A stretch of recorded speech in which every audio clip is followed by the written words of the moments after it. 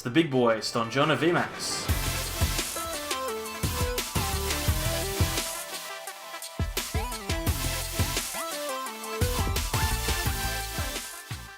Welcome back everyone to more from the Sableyes. I'm Mitch and today we're going to be taking a look at one of the big VMax cards from this set that we haven't featured already, but lots of people already have.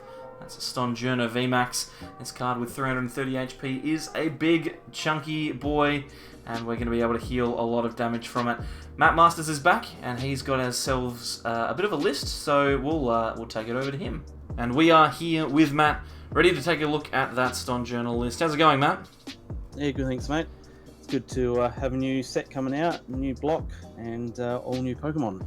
Yeah, it's exciting, and it's always good to take a look at some of those slightly more out there lists. I think Stonjourner has been featured on a couple of channels already, but you've got your own take on it, so we'll take a look at it here. Yeah, I've opted to go for more tanky healing build. So first up, we'll start with the 4 Stonjourner Vs, 220 HP, so fairly bulky to start off with. 1 fighting for guard press, does 40 damage and it takes 20 less the next turn. And then 3 fighting, it does mega kick for 150. We're not going to hopefully be attacking much with that, but that's not bad attacks to start off with. Yeah, the guard press is a pretty solid attack to start off with, isn't it? For 40 damage and 1 energy is pretty solid. Reduces the amount of damage that you'll be taking. That's right. This is the big one that we want to be using, Stonjourner VMax, 330 HP. Now, the first stack, Stone Gift, accelerates fighting energy onto itself, onto one of your Pokemon, and if it's damaged, the one that you're putting the energy to, it also heals 120 damage. And then the big attack, 3 fighting energy, Max Rock does 200 damage.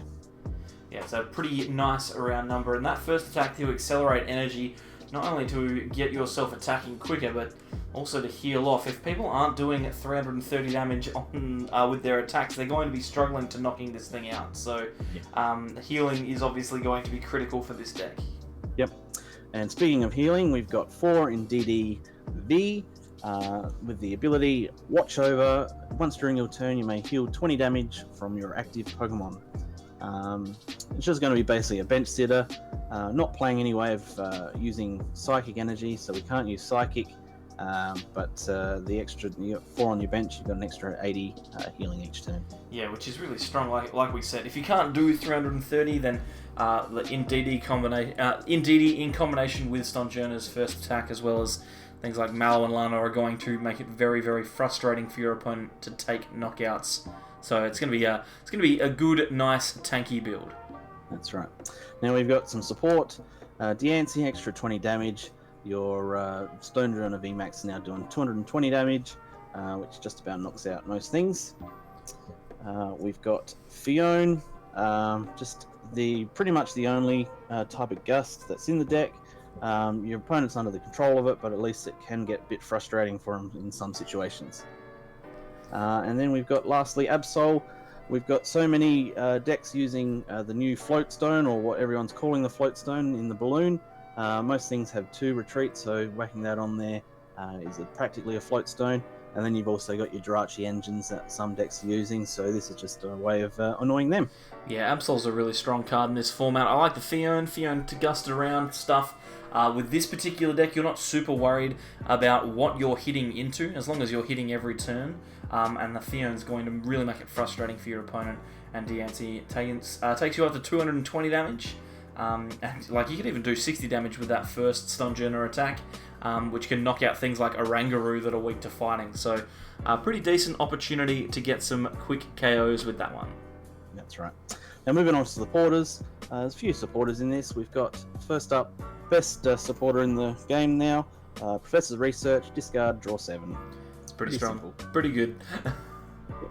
I've elected to go 2 Cynthia and 2 Marnie.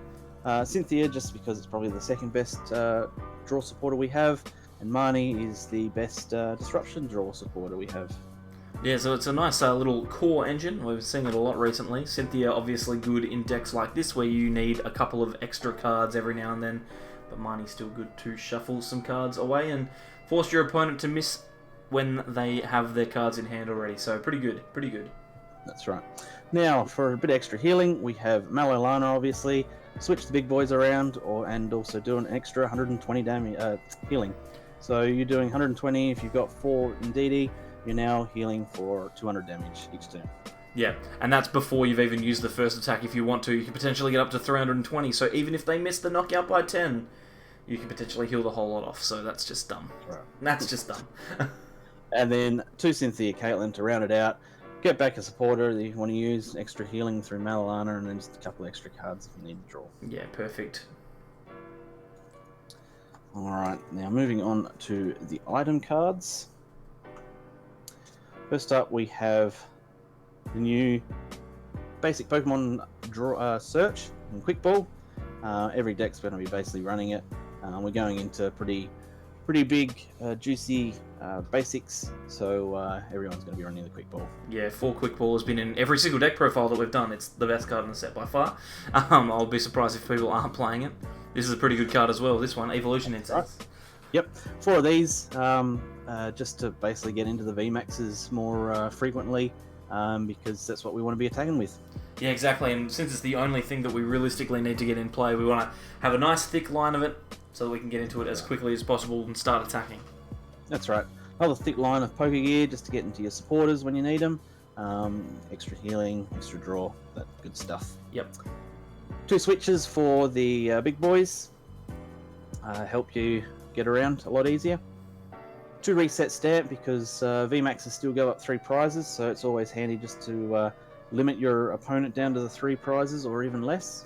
Yeah, and the good thing about Reset Stamp now with this deck in particular is that it's actually really easy to manipulate your opponent to go down to 5 or to have taken 5 prizes. So you can very easily stamp them to 1 at the points in the game and force them to come back from a completely dead hand. So definitely worth having a couple of those Reset Stamp.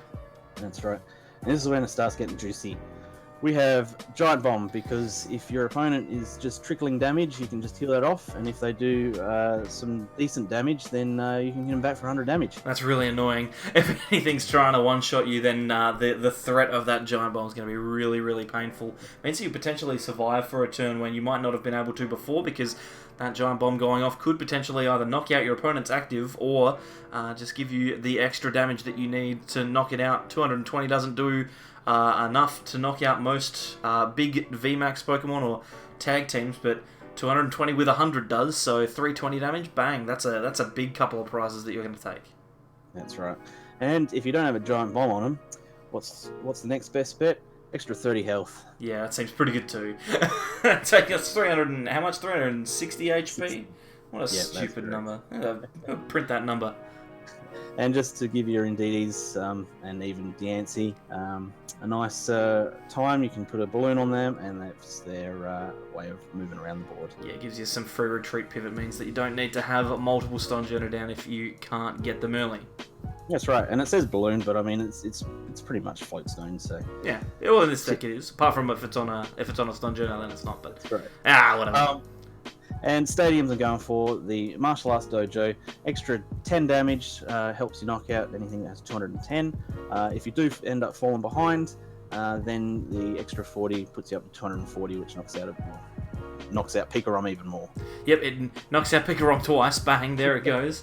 240 is a decent number though, because it means that you can potentially start taking knockouts on Pokemon that have 270 HP in a couple of attacks, so like you guard press once and then take another attack with a Stonjourner VMax and take the knockout. You can get to 260 with Diancie as well, so it's almost worth wearing one of those fine bands in this deck as well, so you can get to 270 in certain specific situations. But hey, that's okay. That's a fun little tech for you to try, not for me.